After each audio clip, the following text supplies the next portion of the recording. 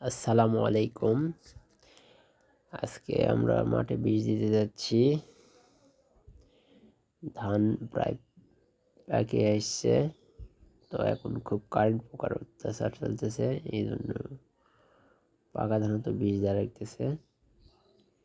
এই যে যে পুকুর থেকে পানি নেওয়া হচ্ছে, আলহামদুলিল্লাহ পুকুরটা আমি নিজেই চাষ করি। মাঠের মাঝখানে পুকুরটা কিছুদিন আগে সেচ করে মাছ ধরা হয়েছে। চোচরা পুঁটি কইটা কি ভালোই মাছ পাওয়া গেছে আলহামদুলিল্লাহ।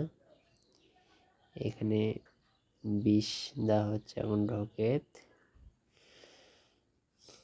যদিও সকাল সকাল আসা হয়েছে, কেননা মাঠের ভিতর প্রচুর গরম ধানের, এই জন্য আমরা সকাল সকাল চলে এসেছি বিষ প্রয়োগ করার জন্য।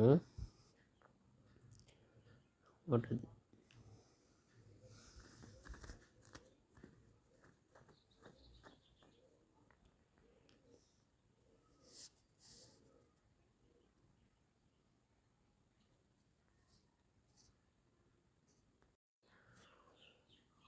ঢোকে পানি দেওয়ার পর এখন ওষুধ দেওয়া হচ্ছে। ওষুধগুলো খুব ভালো করে মিশ্রণ করে নিতে হবে, যাতে বীজগুলো যেন সারা মূলক খুব ভালোভাবে স্প্রে হয়।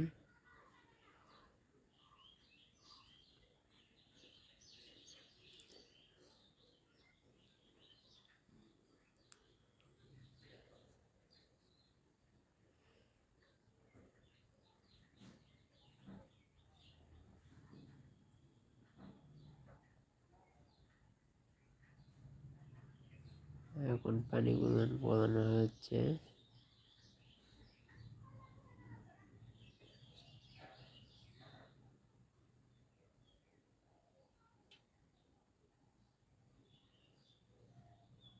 খুব ভালো করে মিশানোর পর এখন, কেননা ওষুধগুলো ভালো করে মিশ্রণ না হলে খুব একটা ভালো কাজ করে না আর কি।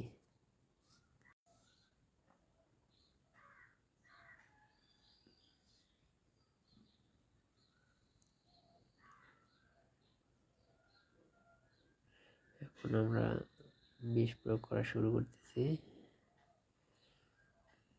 এটা কাটারি ধান, তো কেবল বের হচ্ছে। আশেপাশে যারা সুবলতা বা লম্বা দিয়ে খাটো গাছ বা মিনি দিয়ে লাগাচ্ছে, মাশাআল্লাহ ধান পেকে যাচ্ছে। আমাদেরটাও পাকবে ইনশাআল্লাহ অল্প দিনের মধ্যেই।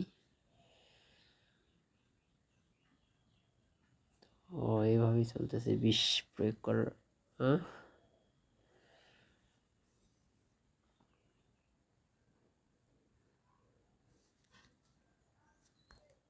অল্প দিনের মধ্যে ধান যখন পাকবে, তখন আবার দেখা হবে এই ভিত ইনশাআল্লাহ।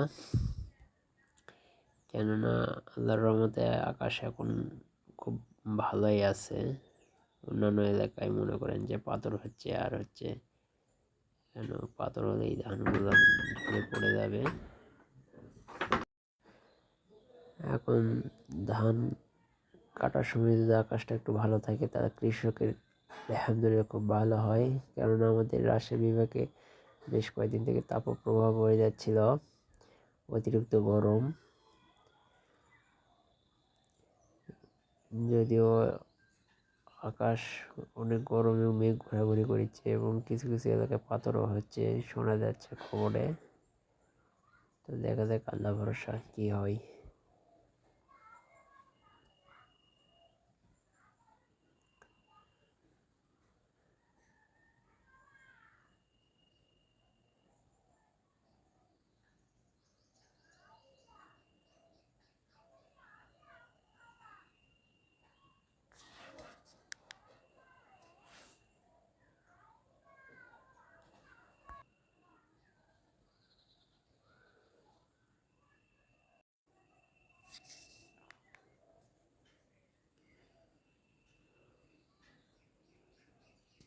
তো এই হলো আজকের কার্যক্রম, সবই তো দেখলেন।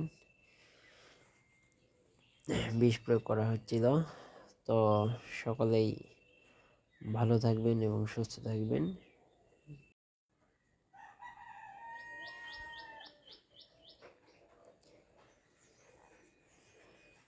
এটা আমার 90 ধানের ক্ষেত।